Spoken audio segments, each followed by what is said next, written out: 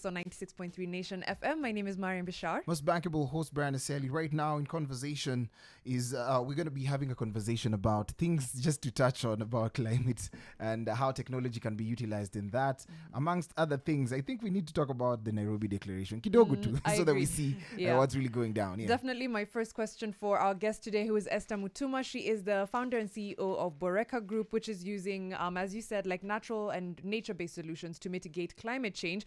I'll begin with asking you to perhaps introduce yourself, how you like to be introduced, and tell us what you think of the Nairobi Declaration. All right. Thank you so much for having me on the show this morning.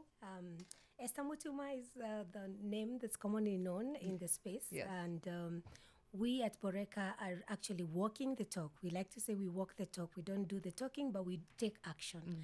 So we work with farmers in rural communities, and we work with them to create carbon sinks to help, in the nature-based solution. And we are adopting technology to do that. I'm going to talk a bit more about that, exactly how we're doing it. Tell us what you think of the Nairobi Declaration as we wrapped up the Africa Climate Summit. Well, a lot of good things came out of it, a lot of monies, commitments made. Yes.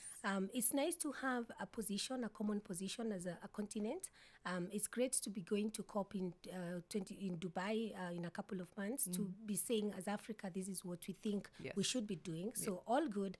The question for me is how much of that is going to translate into real action on the ground? Because we've had a lot of declarations, we've had a lot of summits, we've had a lot of global meetups in the last 30 years.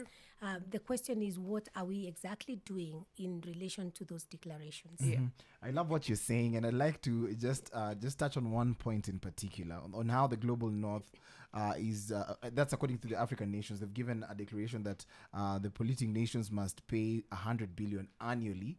Do you feel that that money can actually be accounted for and audited to just know that this amount of money goes here, having labeled Africa a corrupt zone? What do you feel about this? It's great to have 100 billion commitment, but how much of that, first of all, is actually getting paid out? And we have a lot of bodies that have been set up, the Green Climate Fund, for instance, the Global Environment Fund. And these are the bodies that are supposed to work with African governments to make sure that that money does get to the governments.